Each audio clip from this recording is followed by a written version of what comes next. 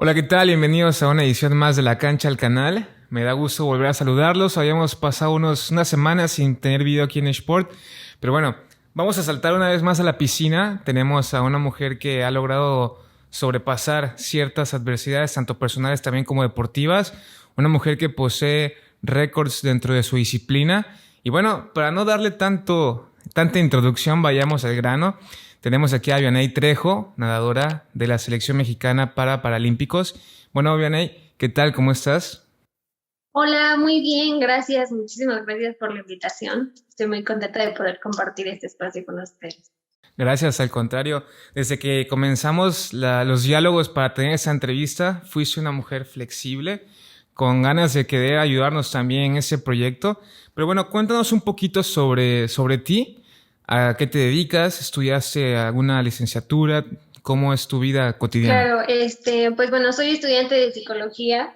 Voy entre el quinto, sexto y séptimo semestre. Traigo ahí una revuelta de materias por lo mismo del deporte, porque no siempre puedo meter todas las materias, bueno, ajá, todas las materias, o tengo que escoger algunas materias de otros semestres, aunque sean más adelantados, que se acomoden a mi horario y demás. Entonces, pues estoy en eso, espero terminar pronto mi carrera. Aparte soy modelo de una agencia que se llama Modo Incluyente, que es para personas con discapacidad. Y pues, como ya se dijo antes, atleta de alto rendimiento. Muy bien. Me imagino que es un poco complicado a veces el tener esa doble vida, ¿no? Una vida académica, y luego una vida de alto rendimiento, como bien mencionas. ¿Y cómo lograste llegar a esa agencia de modelaje? Eh, la chica se llama Anet García. Bueno, no me acuerdo de bien si Anet García. Bueno, dejémoslo en Anet. Ok, dejémoslo ahí. Sí, ella tiene un conocido amigo, y este chico fue como el que siempre me decía como de qué bonita sales en tus fotos, no sé qué, hasta que un día como me dijo, ¿no te gustaría ser parte de una, una agencia de modelos con discapacidad? Yo conozco a esta chica, estoy segura que tu perfil le va a gustar mucho y demás. Entonces él fue el que nos puso como en contacto, a esta chica le encantó, de hecho yo entré en pandemia. Entonces, pues literal hicimos un shooting así como vía Zoom. Mi mamá era la fotógrafa, yo me tuve que maquillar con las instrucciones que me estaban dando. Entonces fue algo muy, muy padre y ya hasta que tuve un shooting presencial con ella, la idea es como, pues obviamente vender la imagen a algunas marcas de ropa o así pues también para que esté este tema de inclusión, no solamente sea puro convencional en revistas, pues promocionando o modelando ropa, catálogos y demás. Entonces, la idea de ella es hacer este proyecto con las personas con discapacidad y justo como, pues, no, a veces confundimos mucho la palabra inclusión y creemos que inclusión es solamente incluir a las personas con discapacidad, pero ahí también estarías excluyendo a las personas que no tienen una discapacidad. Entonces, la idea de ella es como, o sea, que todos estemos juntos en algún proyecto. Claro, suena muy interesante eso que mencionas, ya que incluso Nike ha sacado ya ahora comerciales donde cual trata de hacer esa inclusión que tú mismo mencionas. Pero bueno, igual vi tu publicación, el reportaje que te hizo Vogue México. Buenas fotos, por cierto. Que sí, tienes una... Has llevado a saber bien también lo que son las redes sociales, todo lo que ha sido tu feed en Instagram. Luce muy bien. Entonces, eres una modelo excelente. Pero bueno, vayamos ahora a lo que es como tu trayectoria ya como atleta de alto rendimiento. ¿Cómo decides volverte un atleta de alto rendimiento, haga la redundancia? Bueno, todo empezó porque tengo asma y aparte pues por la terapia física fue que entré a la natación a la edad de 8 años. Aprendí a nadar muy rápido, yo ya sabía cómo flotar y nadar un poquito a los 15 días. Entre comillas se dice 15 días porque fueron 2 semanas con 3 clases a la semana, ¿no? De una hora. Aprendí a nadar muy rápido por lo mismo de que es algo que me gusta muchísimo. Yo a los 3 años, en mi fiesta de 3 años, cumplo en agosto, entonces normalmente en mi cumpleaños siempre llueve y esa vez me hicieron como la fiestecita en un jardín De repente mis papás como que no me encontraban y me buscaron hasta que me encontraron en un charco, según yo, nadando. Entonces, desde chiquita ha sido como una de mis más grandes pasiones porque siempre que íbamos a la playa o algún hotel que tuviera alberca o en alguna fiesta con alberca y así, siempre era como la primera en entrar, la última en salir y no me importaba si comía o demás, ¿no? Entonces, desde chiquitita fue algo no sé, como que el destino me empezó a arrastrar o a llevar a ser deportista de alto rendimiento. Yo veía con mis papás por los Juegos Olímpicos. En ese entonces no transmitían, bueno, y ahorita todavía no transmiten mucho los Paralímpicos, pero recordaba que me despertaba en las madrugadas para verlos con ellos y así. Entonces, siempre he tenido como este amor al deporte, lo empecé a vivir, solo que del otro lado, o sea, yo era como la espectadora en gradas y así, porque mi hermano era o sea, él empezó a nadar conmigo y él fue el que empezó a competir. Él es convencional, entonces, pues a mí me encantó todo este ambiente de la adrenalina, que aunque estás del otro lado también se siente, pues decidimos mis papás y yo buscar algún lugar donde yo pudiese entrenar hasta que llegué al Centro Paralímpico.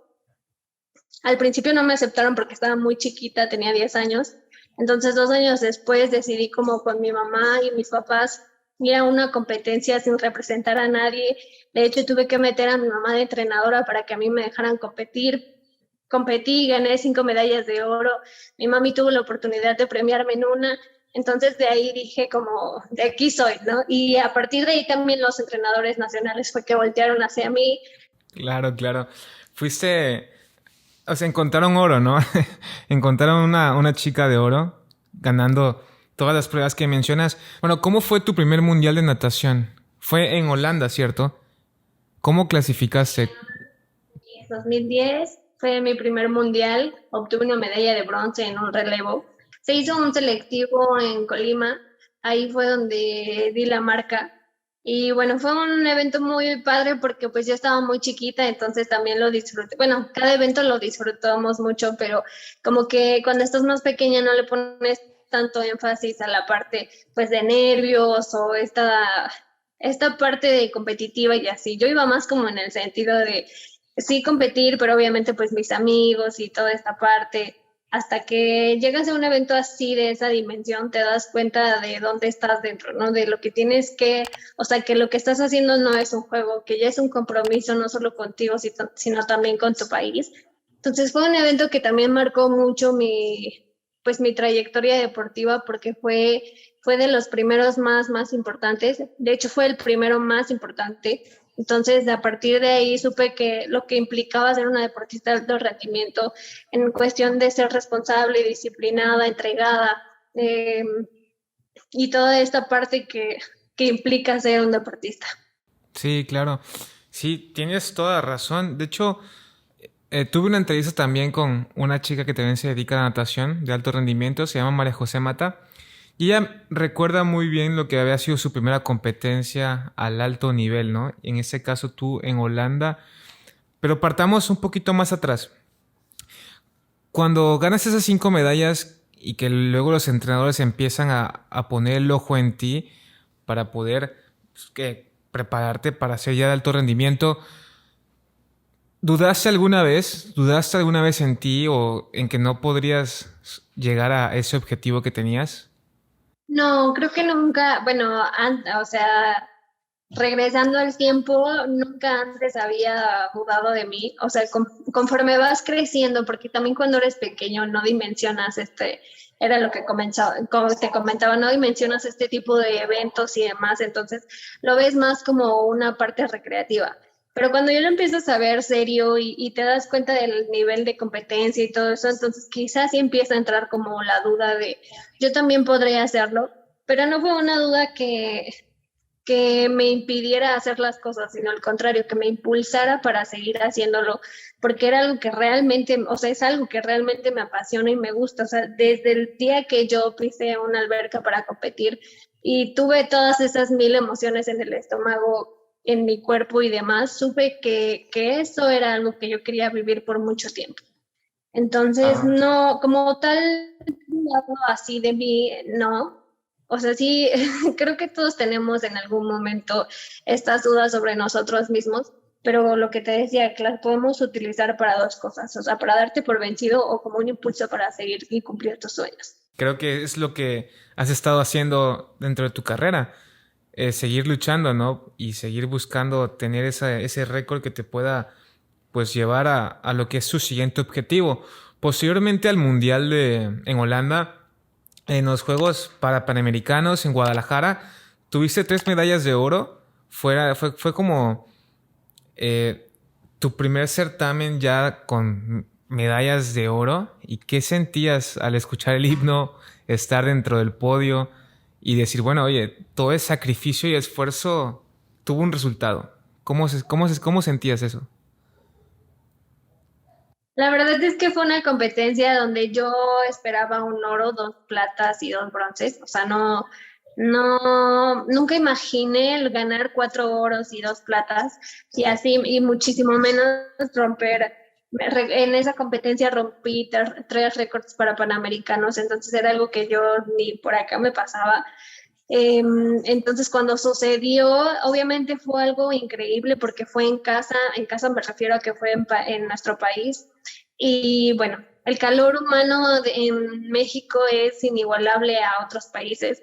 Entonces, yo recuerdo cómo se escuchaba el estadio. O sea, yo nunca había escuchado un estadio, o sea, pues valga nunca había escuchado un estadio tan lleno o tan fuerte como si lo fuera en un partido de fútbol. Entonces recuerdo esa vez que se escuchaba incluso cómo la gente pegaba o sea, pegaba en sus piernas y en el piso y cómo te gritaban y todo esto. Va a ser algo que jamás, jamás voy a olvidar porque fue algo muy, muy padre. Recuerdo a mi entrenador que me decía, bueno, es que tú no te trajiste a tu familia, te trajiste a la colonia entera, pero es que tuve la oportunidad de que casi toda mi familia fuera, entonces fue casi toda mi familia y también, porque también tengo familia allá, entonces también lo que te decía, el calor humano de un mexicano es inigualable, entonces fue algo súper, súper extraordinario para mí. Creo que nunca encontraré las palabras correctas para expresar lo que se siente el estar allá arriba y escuchar su himno nacional. Lo único que te puedo decir es que es una felicidad increíble que no se compara con ninguna otra cosa y que también tienes muchos sentimientos encontrados pues al saber que todo lo que hiciste a un lado o que sacrificaste valió la pena. Claro. ¿Y de qué manera, no? En tu propia casa, con tu propia gente, coreándote, alentándote a que sigas, que no pares, que ya estás a nada de llegar y tocar la pared para que puedas ya tener esos récords que tanto rompiste. Pero bueno, igual creo que en Toronto, bueno, no creo, es que la información que obtuve, también en Toronto rompiste varios récords, también trajiste medallas en los Juegos para Panamericanos en Toronto. Sí, en Toronto obtuve una plata y dos bronces y solo un récord para Panamericano en la prueba de 100 dorso. De 100 dorso. Bueno, y de tantos estilos que hay dentro de la natación, ¿cuál consideras tú que es tu estilo fuerte? ¿Cuál es tu estilo Mi prueba favorito? principal es el 400 libre. Es una prueba que amo con la vida porque es súper estratégica y yo me considero una chica muy estratégica. No solamente en mi prueba y en mi deporte, sino como en muchos aspectos de la vida. Entonces, como que empalma muchísimo con esta prueba que se considera ya de fondo en el deporte adaptado. Entonces, es mi prueba favorita y de ahí ya viene el 100 dorso, que también es una de mis pruebas fuertes. Pero la principal es el 400 libre. Ok. Ok, yo también en su momento practiqué natación. También el estilo libre era mi estilo favorito. Pero ya después lo que conlleva el perfeccionarlo día a día y los entrenamientos, ¿cómo son tus entrenamientos como tal? ¿Cuál es tu rutina cuando tienes que, pues, despertar y dormir? ¿Cómo es tu rutina en un día? Pues sí existe mucha variante si estoy estudiando o no estoy estudiando, si tengo doble sesión o no tengo doble sesión, pero algún día como en los días más pesados puede ser que entrenemos a las 6 de la mañana, 7 más o menos, estarnos desocupando como eso de las 10, ir a la universidad, regresar a entrenar en la tarde para la segunda sesión y volver a la universidad en la tarde noche. llegar a casa como a las 10 de la noche, hacer tarea, preparar mis cosas para mañana, porque también pues vivo solita, soy pues independiente en el sentido de que yo me hago mi comida, yo tengo que hacer las cosas de la casa, lavar mi propia ropa y demás, entonces sí, sí es algo pesado. Sin embargo, a veces cuando nosotros como deportistas tenemos que organizarnos bien en cuestión de nuestros tiempos. Un deportista de alto rendimiento no es deportista de alto rendimiento solo en su deporte, sino en toda la en cualquier aspecto de su vida. Tenemos que tener organizados bien nuestros tiempos para que nos dé justo tiempo de realizar todo, porque todo lo tenemos que hacer así, pues para también tener un proceso de descanso, o poder, no sé, incluso también necesitamos como nuestro propio tiempo, somos seres humanos, sentimos, entonces este proceso también de distracción creo que es algo muy importante. Sí, llega un momento en que toda la fatiga, ¿no? Se acumula y, bueno, el reprimir a veces hasta incluso emociones puede causar muchos problemas, tanto musculares que no puedas, pues, hacer bien lo que es tu deporte. Bueno, también, ¿cómo logras adaptarte a todas las actividades que tienes que hacer día a día debido al problema que tienes? ¿Fue para ti fácil el poder independizarte? ¿Tu familia no estaba tampoco preocupada al inicio? ¿Cómo lograste encontrarte esa independencia que muy pocos a veces no logramos encontrar, ¿sabes? Mucho, muy fácil. Me fue mucho, muy fácil. De hecho, mis papás eran los que no se querían separar de mí. Desde hace mucho teníamos como la idea de irnos a vivir a Cancún y de esta parte de mudarnos y así, pero ellos nada más no se iban y no se iban, pues porque aquí yo tenía que estar, porque estoy estudiando la carrera, porque el deporte así me lo demanda.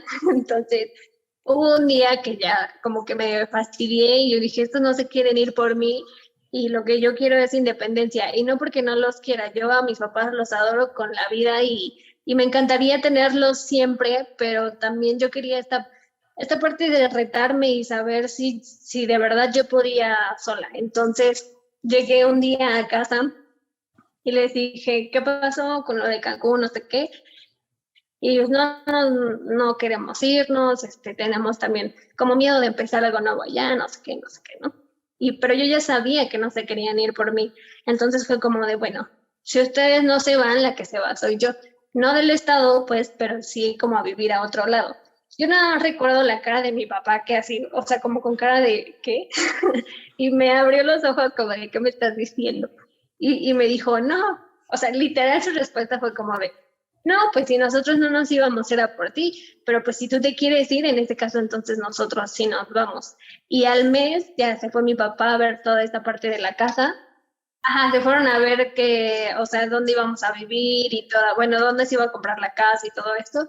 Y ya que tenía a mi papá y mi hermano todo bien, ya mi mamá se fue, entonces no me costó trabajo desprenderme de ellos. Finalmente, aunque mis papás sí tuvieron una cierta sobreprotección hacia mi persona por mi discapacidad, también me dejaron ser una mujer muy libre. Ellos o sea, desde el inicio ellos me inculcaban como de, sí, yo te puedo ayudar, pero tú también lo puedes hacer. Sí te va a costar trabajo, incluso lo doble, lo triple que nosotros, pero va a encontrar un punto donde tú adaptes todo a tu alrededor para que eso que hagas te sea fácil, ¿no? O eso que te cuesta trabajo te sea más fácil. Entonces tienes que aprenderlo. O sea, fue como una combinación de sobreprotección y también te dejó ser, que fue o que yo siento que fue lo que me ayudó a poderme desprender fácilmente de ellos. Obviamente sí los extraño y cuando vienen sí es como de, o yo voy a Cancún, sí es como de, consiéntanme. eh, pero sí, me gusta muchísimo vivir sola, es algo que, no sé, me gusta mucho esta parte de, pues no de la soledad, pero sí vivir sola, sí La soledad se disfruta, ¿eh? propios tiempos. Sí, claro.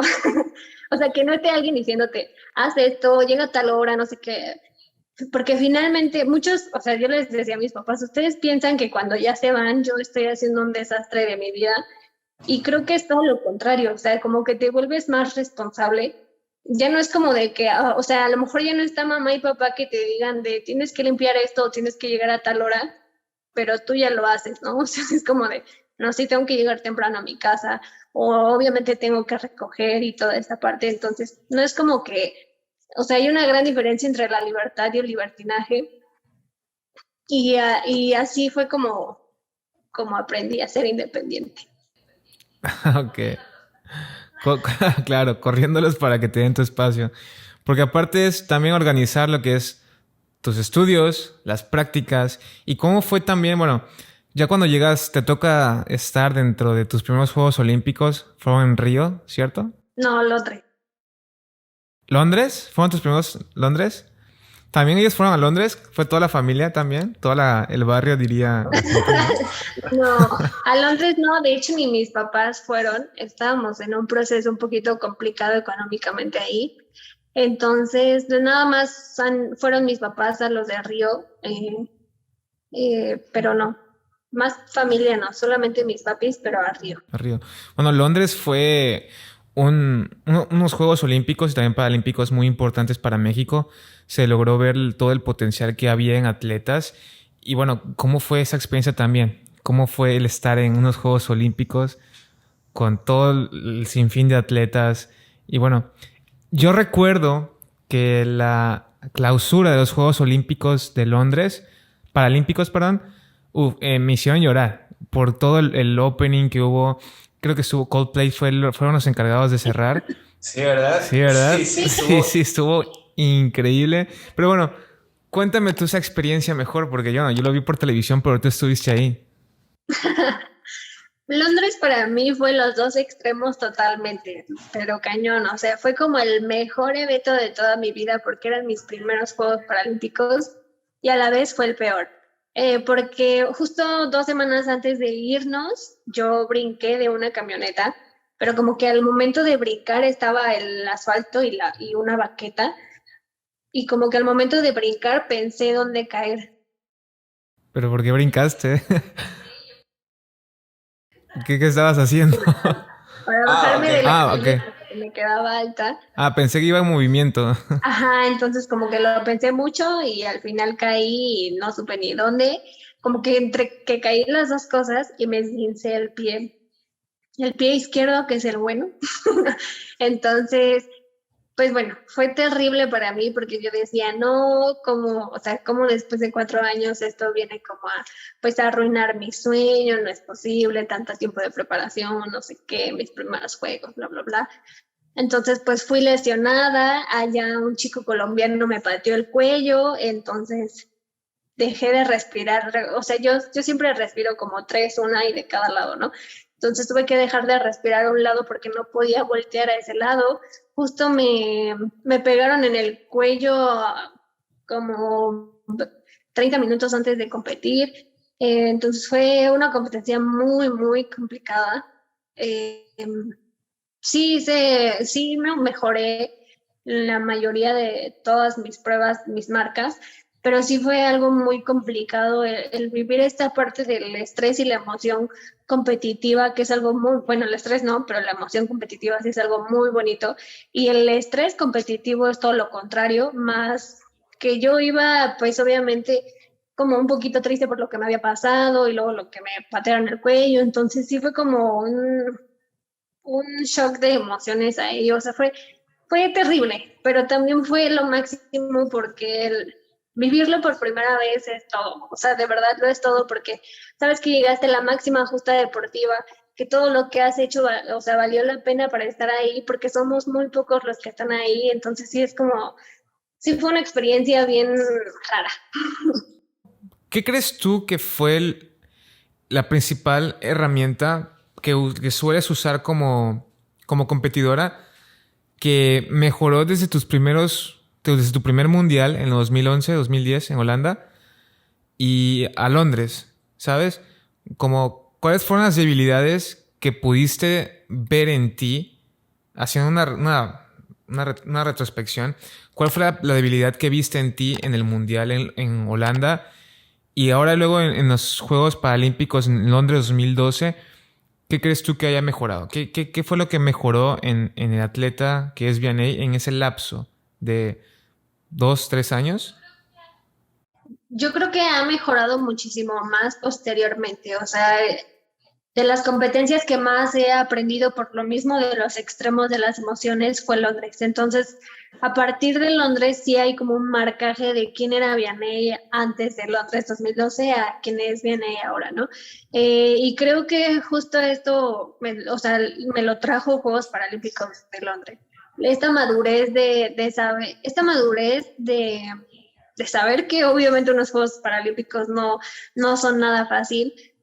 También este aprendizaje de que muchas veces las cosas no salen como tú esperabas y que un segundo o una milésima de segundo puede mover todo lo que tú traías planeado. Entonces yo a partir de ahí aprendí también mucho a cuidarme, a pensar un poco más las cosas antes de hacerlas, no pensando ya haciéndolas.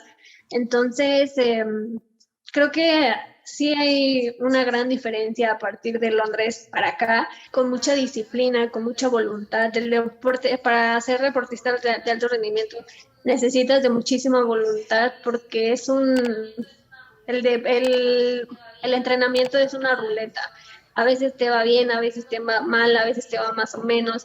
Tienes periodos donde te va increíble y periodos donde, o sea, semanas donde te va fatal, donde no te encuentras contigo misma, donde quieres desertar y demás. Pero siempre, siempre algo que a mí me ha levantado es la pasión por lo que hago, el amor por la natación, el que no, a veces sé que es válido como echar la flojera y decir hoy no quiero entrenar, pero el día que digo eso y Tu si lo llego a mente, hacer, claro, tu mente no te deja en em, paz, ¿no?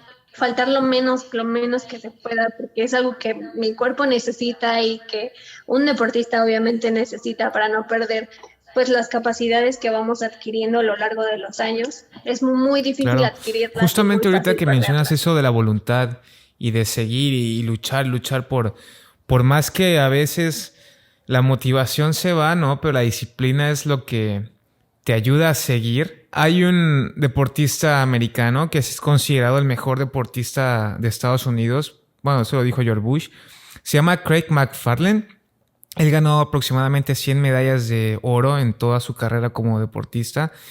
Él era invidente, pero especialmente es cómo logra sobreponer su voluntad, es seguir todos los días por cumplir un sueño, ¿no? Construye su espíritu deportivo en base a lo que él no puede ver, porque es algo que, aparte de que era invidente, no logra ver él cuál es la realidad que muchos, como tú y yo, que podemos ver, él no la puede ver, pero lo logra volver tanto su espíritu deportivo como los logros deportivos que logra por toda su trayectoria, son marcas para la historia, ¿no? Entonces, tú ahora has construido lo que es tu espíritu deportivo en base a todo, ¿no? Desde que comenzaste por primera vez una piscina y ahora que que sigues entrenando, ¿cuáles considerarías tú que son como tus tres aspectos importantes para tu espíritu deportivo? Sí, sin dudarlo, el deporte nos forja un carácter y, eh, nosotros nacemos con un temperamento, pero nuestro alrededor o nuestro ambiente es el que va desenvolviendo o va sacando nuestro carácter. Entonces, el deporte nos forja un carácter. Siempre he dicho que los deportistas de alto rendimiento estamos hechos como que de otra sangre o no sé, porque somos personas muchísimo más resilientes, con muchísima más voluntad para hacer cualquier cosa en cualquier aspecto de nuestra vida, porque justamente esta parte competitiva que tenemos con nosotros mismos y de enfrentarnos a nosotros mismos diario en el entrenamiento, porque no solamente lo hacemos en la competencia, sino lo hacemos diario, es lo que nos lleva a, pues, incluso no ser exitosos solamente en el deporte, sino en cualquier ámbito de nuestra vida, porque tenemos esa competitividad todo el tiempo en nuestro ser, o sea, como que ya es ya es parte de nosotros. Entonces, yo creo que ese es como ese podría ser como el espíritu que nosotros tenemos, este espíritu competitivo, de guerra, de luchar. Lo que decías de la motivación, o sea, hay una gran diferencia entre la motivación y la disciplina.